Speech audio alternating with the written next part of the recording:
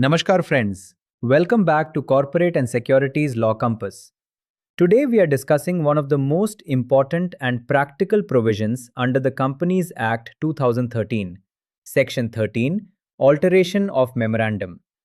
This section is extremely important because the Memorandum of Association is considered the constitutional charter of a company. Whenever a company wants to change its name, shift registered office from one state to another, modify object clause, alter liability clause, or restructure capital clause, the company must comply with Section 13. This provision governs how and when the Memorandum of Association, commonly called MOA, can be altered. Now let us first understand the meaning of Memorandum of Association. The memorandum is the foundational document of a company. It defines legal identity of company, state of registered office, business objects, liability of members, capital structure, and scope of corporate powers. The memorandum acts as the external constitution of the company. It tells the outside world what the company can legally do. Now let us understand why alteration of memorandum becomes necessary. Business conditions continuously evolve. A company may expand operations, enter new industries, relocate headquarters, raise capital, rebrand business, restructure operations, or change strategic direction. For these reasons, alteration of memorandum becomes essential. However, because memorandum affects shareholders, creditors, investors, regulators, and public interest, the law imposes strict procedures for alteration. Now let us understand the core legal principle under Section 13. A company may alter the provisions of its memorandum by passing special resolution. This is a central requirement. A simple majority is not sufficient. The company must obtain special resolution approval from members. This means votes in favor must satisfy statutory special resolution requirements. Now let us understand another important point. Different clauses of memorandum require different compliance procedures. All alterations are not treated equally. Some alterations are comparatively simple. Some require central government approval. Some require registrar approval. Some involve publication requirements. Now let us discuss alteration of name clause. Suppose a company wants to change its name from ABC Technologies Private Limited to ABC Global Solutions Private Limited. This requires board approval, name availability approval, special resolution, and central government approval through ROC process. The altered name becomes effective only after issuance of fresh certificate of incorporation. Now let us understand this practically. A company cannot simply start using new name after board resolution. Until ROC issues fresh incorporation certificate, the old legal name continues. This is extremely important during contracts, banking, GST compliance, legal proceedings, and statutory filings. Now let us discuss another important exception.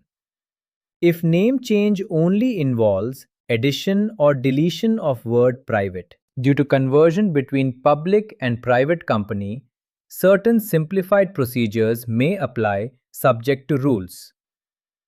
Now let us understand alteration of registered office clause. This area is extremely important. If company shifts registered office within same state, certain simpler procedures may apply. But if company shifts registered office from one state to another, then memorandum alteration becomes necessary because state clause changes. This is a major alteration. Now let us understand why state change is treated seriously. The state mentioned in memorandum determines ROC jurisdiction, legal domicile, taxation implications, regulatory supervision, and stakeholder communication. Therefore, shifting from one state to another affects multiple stakeholders. Now, let us understand the procedure broadly. The company generally needs board resolution, special resolution, approval process before regional director where applicable, notice to creditors and stakeholders, newspaper publication if prescribed, and ROC filings. The company must ensure that interests of creditors, employees, debenture holders, and stakeholders are not adversely affected. Now let us understand this with a practical example. Suppose XYZ Limited originally has registered office in Mumbai, Maharashtra. The company wants to shift registered office to Bengaluru, Karnataka for operational convenience. Since state changes, memorandum alteration becomes mandatory under Section 13. The company must complete prescribed legal procedure before shift becomes effective. Now let us discuss alteration of object clause. This is one of the most important alterations under Section 13. The object clause defines scope of company activities. Historically, under doctrine of ultra vires, companies could not undertake activities beyond objects mentioned in memorandum. Therefore, object clause alteration becomes very significant. Now let us understand this practically. Suppose a company originally incorporated for manufacturing textile products. Later management wants to enter renewable energy business. The company must alter object clause before expanding into new business activities. This protects shareholders and investors because they invested based on original business objects. Now let us discuss another important point. Where money is raised from public through prospectus and company still has unutilized amount, additional safeguards apply before changing objects. This is extremely important for listed companies and investor protection.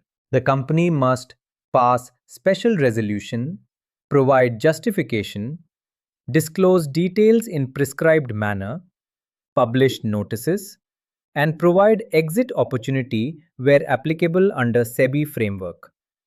This prevents misuse of public funds. Now let us understand this with an example. Suppose a listed company raised public money for setting up electric vehicle plant. Later, management wants to divert unutilized money toward real estate projects. Such object change affects investor expectations. Therefore, stricter disclosure and compliance requirements apply. Now let us discuss alteration of liability clause. Liability clause defines liability exposure of members. Generally, liability of members in limited company cannot be increased without written consent of affected members. This is a very important shareholder protection principle. Now let us understand why. Suppose shareholders invested believing their liability is limited. The company cannot suddenly expose them to unlimited liability without consent. Now let us discuss alteration of capital clause. Capital clause specifies authorized share capital of company. If company wants to increase authorized capital, consolidate shares, subdivide shares, convert shares, or restructure capital, then alteration of memorandum may become necessary together with Section 61 and related provisions. Now let us understand this practically. Suppose authorized capital of company is 10 crore rupees. The company wants to issue additional shares beyond this limit. First, authorized capital must be increased through prescribed procedure. Now, let us discuss role of Articles of Association. Before altering memorandum, the company must also ensure articles permit such alteration. If necessary, articles may also need amendment. This demonstrates interrelationship between MOA and AOA. Now let us understand another important concept. Section 13 operates together with Companies Incorporation Rules 2014. These rules prescribe filing forms, procedural requirements, publication requirements, timelines, declarations, and approval framework. The practical implementation happens through these rules and MCA filing system. Now, let us discuss another practical issue. When does alteration become effective? Generally, alteration becomes effective only after prescribed filing and registration with ROC. Passing special resolution alone is not sufficient. ROC registration and certification requirements must also be completed. Now let us understand this with an example. Suppose shareholders approve name change on 1st June, but ROC issues fresh certificate on 20th June. The new legal name becomes effective from ROC certificate date. This distinction is extremely important. Now let us discuss another important governance aspect. Section 13 protects minority shareholders, creditors, investors, regulators, and public interest. Without such safeguards, majority shareholders could arbitrarily alter corporate structure and objects. Now let us understand another practical example.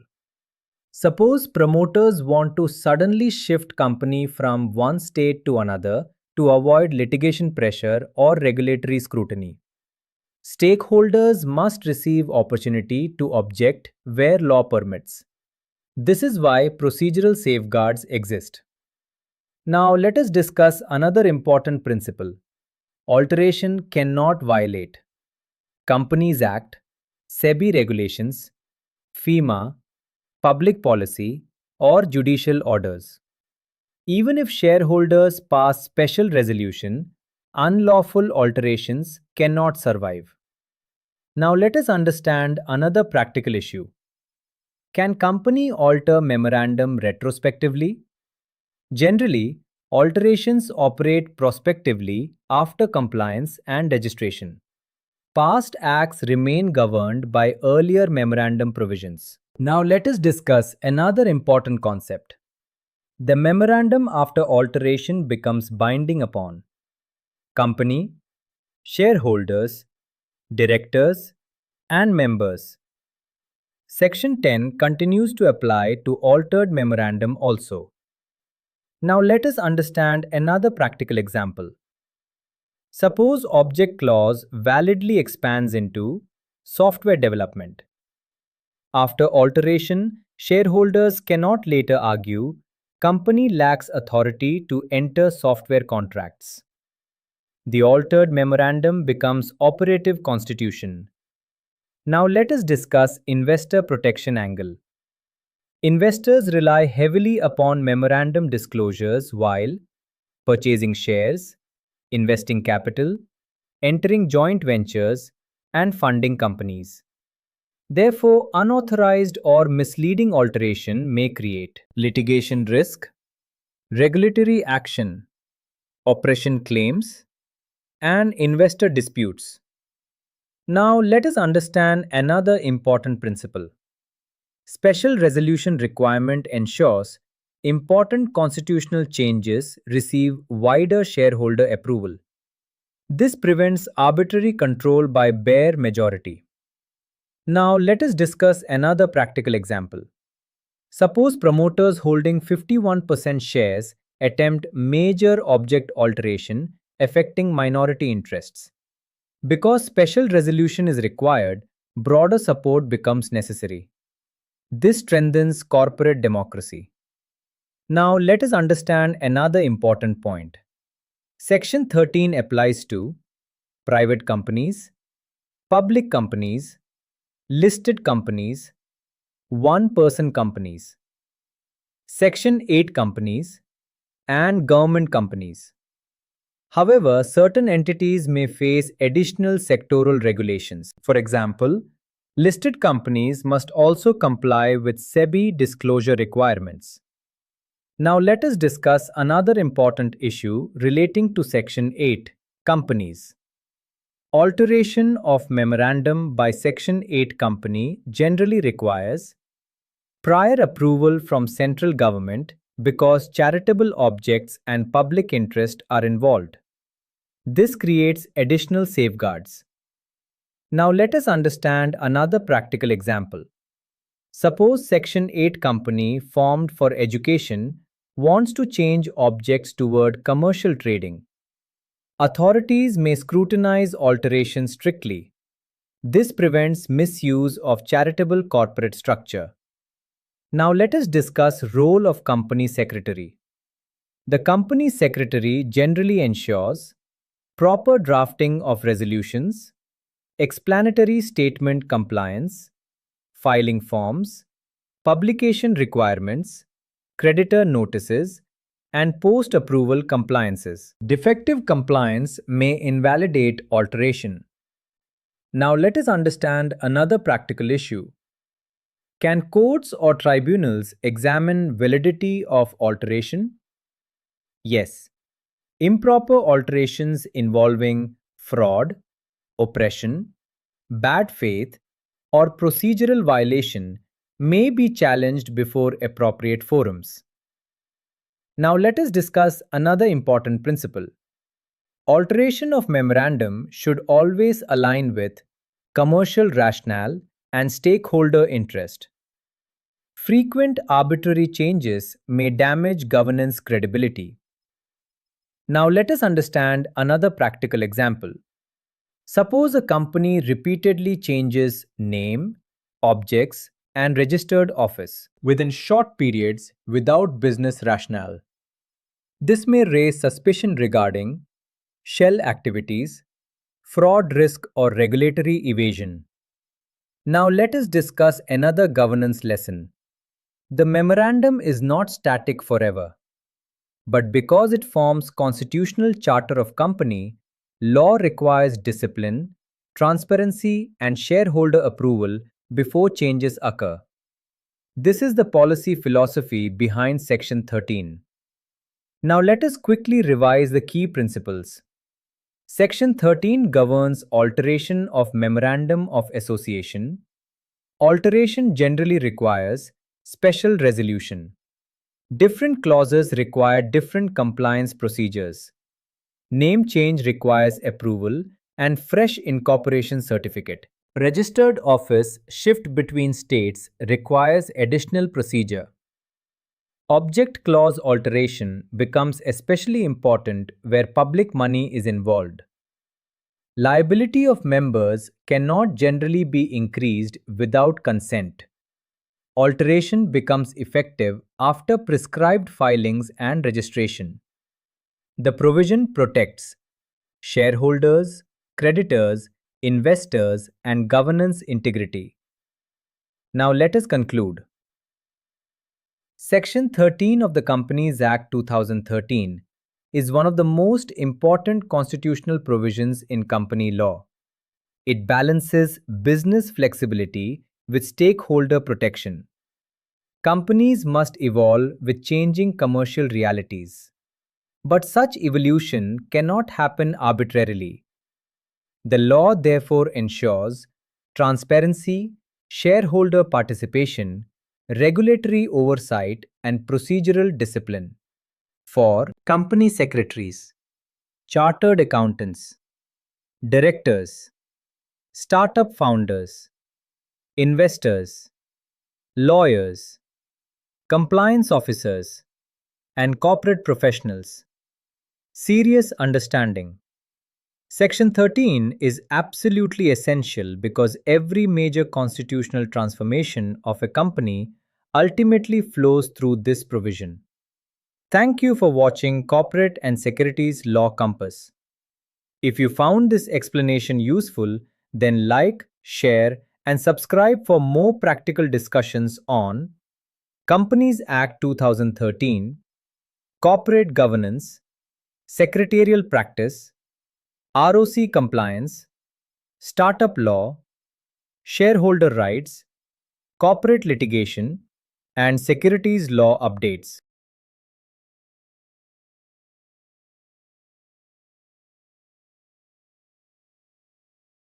Disclaimer: viewing this video or accessing the content on this channel are free and does not create any professional, advisory, or client relationship between the speaker and the viewer.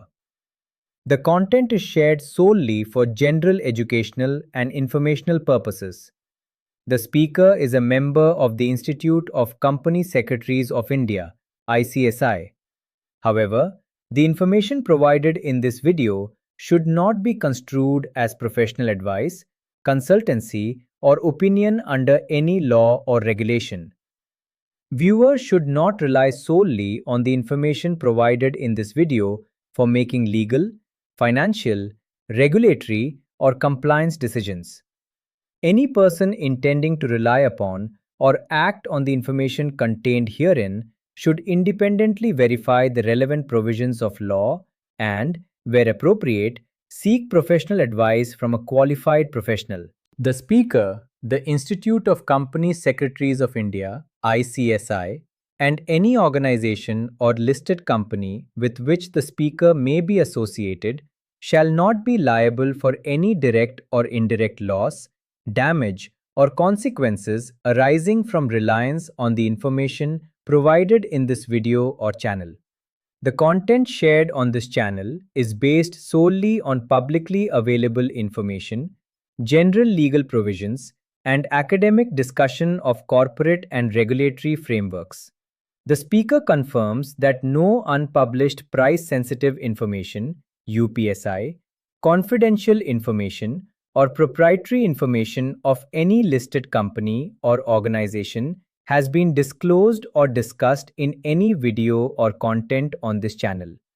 The views expressed in the videos are personal academic interpretations for educational purposes only and are not connected with or derived from any confidential information obtained through employment, professional engagement, or association with any listed company or organization. Nothing contained in this channel should be interpreted as market advice, investment advice, or insider information under the applicable provisions of securities laws, including the SEBI Prohibition of Insider Trading Regulations 2015. Viewers are advised that the information shared is purely for general educational awareness and should not be relied upon for investment decisions, trading decisions, or regulatory compliance without consulting appropriate professionals and official sources.